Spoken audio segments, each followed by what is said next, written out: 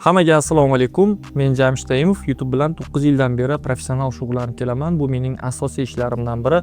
Endilikda buni sizlarga ham o'rgatmoqchiman va siz uchun bepul darslikni tayyorladim va bu bizning birinchi darsimiz, ya'ni kirish qismidir. Agar siz shu joygacha yetib kelgan bo'lsangiz, demak YouTube'ga anchagina qiziqishingiz yuqori va undan daromad qilish niyatingiz bor. Nima uchun yo'q bo'lishi kerak? Chunki shunday imkoniyat hammaga berilayotgan bir paytda siz ham YouTube'dan yaxshigina daromad qilib olishingiz mumkinligini bila turib, qilmaslik bu ahmoqlikka teng deb bilaman. Shuning uchun do'stlar, men o'zi kimman, qanday YouTube'ga kirib qolganman va qancha paytdan keyin natijaga chiqqanman va qancha paytdan beri shug'ullanib kelyapman. Buni barchasini mana shu kirish qismida tushuntirib o'taman. YouTube nima uchun pul to'laydi va buning uchun nimalar qilish kerakligini tushuntirib o'taman. Demak, oldingizga issiqroq choy va bemalolroq o'tirib oling, chunki bugungi videoroliklarimiz juda ham foydali va qiziqarli bo'ladi. Men birinchi videorolikimni Moskva shahridaligimda, ya'ni Rossiyadaligimda 2013-yil yuklaganman. Bu video hostingni biz video yuklash imkoniyati borligini bilganimizdan so'ng bu daromad maqsadida emas, shunchaki biz o'zimizni videoroliklarimizni YouTube platformasiga yuklaganmiz va shu orqali biz shunchaki internetda videomiz bo'lishini xohlaganmiz. Keyinchalik bu undan keyin vaqt o'tdi, biz daromad olish mumkinligi haqida umuman aqlimizga ham sig'magan edi. Bu haqida bizga hech kim kelib "Davay boshla" yoki "Mana bunaqa qilsa bo'ladi, menga o'xshab daromad qil" deydigan kurslar yo'q edi. Va oradan 3 yil o'tib men 2016-yil yana shu Rossiyada ishlab yurgan davrimda bir aviakassada, o'sha aviakassada ishlaydigan bola rosa YouTube tomosha qilar ekan, blogerlarni kuzatar ekan. Menga aytib qoldi, men so'raganim ham yo'q. Mana shu bloger bir necha oy ichida ko'tarildi, уже 70 mingta obunachi yig'ib qo'ydi, yaxshi daromad qilyapti dedi. Men aytdim, daromadi nimadan buni? Keyin u menga tushuntirdi, bu monetizatsiya ekanligi, YouTube'da to'g'ridan-to'g'ri hamkorlik qilib daromad qilish mumkinligi va buning uchun hech qanday pul tikmaslik, tikish shart bo'lmasligini menga tushuntirib o'tdi va menda qiziqish uyg'ondi.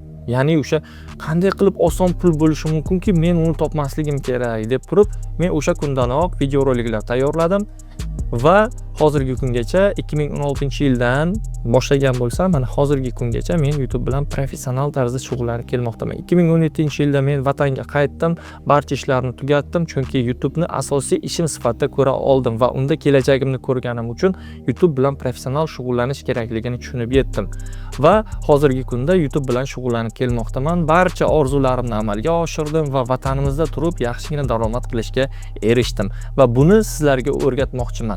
YouTube nima uchun pul to'laydi o'zi? YouTube bu video platforma, ya'ni tasavvur qiling, YouTube bu bozor. U bozorda siz video olib kelib sotishingiz kerak. Ya'ni video olib kelasiz, xaridorlar video oladi. Demak, YouTube platformasi bu bozor. U yerda siz o'z video rolikingiz bilan kelasiz. U yerda sotilgan videodan siz 50%ni YouTube'ga, 50% esa sizga qoladi.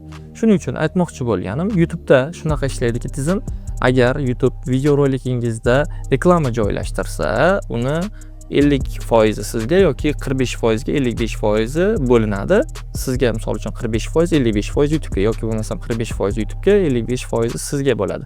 Ya'ni u yerda oldinlar esa siz O'zbekistonda monetizatsiya bo'lmaganligi uchun hozirgi kunda uchratmayapsiz. Ya'ni har bir video boshlanishidan oldin reklama chiqadi. Mana shu reklamalar sabab bizni video rolikimizdan YouTube daromad qilganligi uchun bizga o'z hissamizni, ya'ni ulushimizni beradi.